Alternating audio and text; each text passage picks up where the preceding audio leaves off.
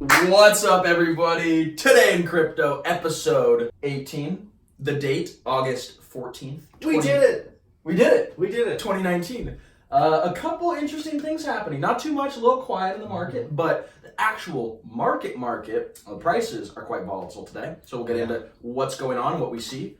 And then there's some other news. Yeah, there's only one real interesting thing going on, and that is Barclays dumps Coinbase. Yeah, when they made their partnership last year, it was a really big deal because banks hate crypto. Barclays is one of the world's biggest banks. Right. Coinbase is the world's biggest onboarder of cryptocurrency. So when they got together, we thought this was going to be great. But Coinbase recently announced they wanted to start adding a lot more coins.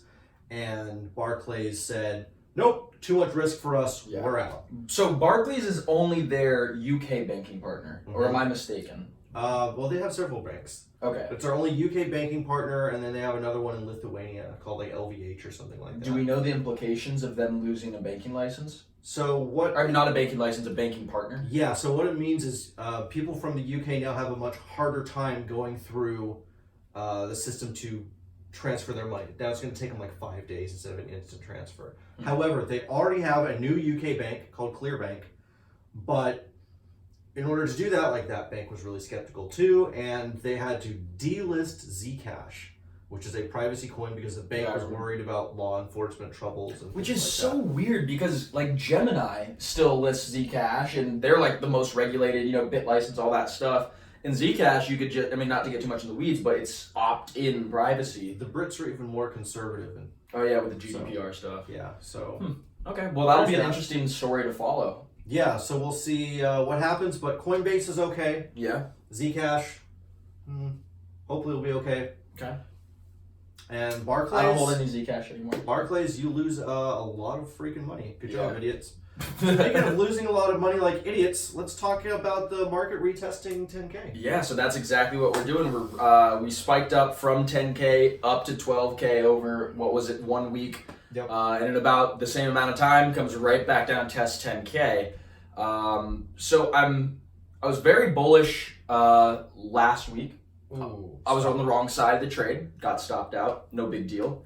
And now, it's always hard because people, this is what we call time correction, right? Since June 26th or June 21st, whenever the market topped out at 14K, we just have people, that are FOMO buying because they think this is going to be the breakout, and then they panicked up because, this is going to be what's going to send us back down to 8K or 6K or 3K, right? So everybody is so emotional. So we just need to spend more time chopping around. 10K, I think we're going to be going between, maybe 8K at the lowest, and again, 13 or 14K at the highest for several months.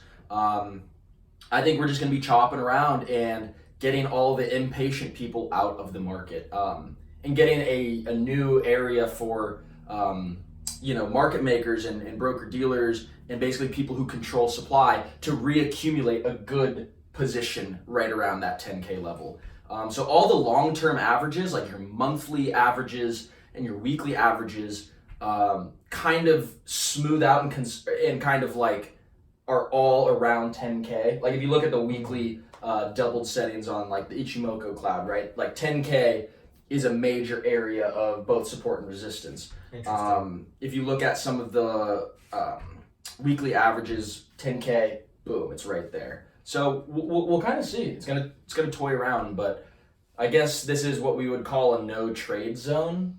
Yeah, pretty much, and it looks like everyone's reacting that way too. I mean, the volume dropped down to 13 billion, which is the lowest it's been in months earlier this week, and then it's jumped up all the way back to like 19 now, but it's a lot of people just kind of selling off because they say, okay, this isn't the big thing, we're just going to wait to see what happens. Yeah, and nobody really knows why these things happen, right? Like, it could be technicals, it could be global macro stuff, but, people have been tracking, like, the price of the Hong Kong or of the Chinese dollar and saying that it's like being directly correlated with Bitcoin. And so the Chinese dollar is, now changing direction, and Bitcoin is now changing direction with that. So it's another trend that we could follow and keep tabs on. Yeah, and speaking of which, Dovey Wan reported something about that Korean Plus token scam we talked about Oh yesterday. yeah, is there an update on that? Yeah, well, the update is the wallets that these scammers have been dumping Bitcoin since July. Really? Very quietly, they have over 200,000 Bitcoin.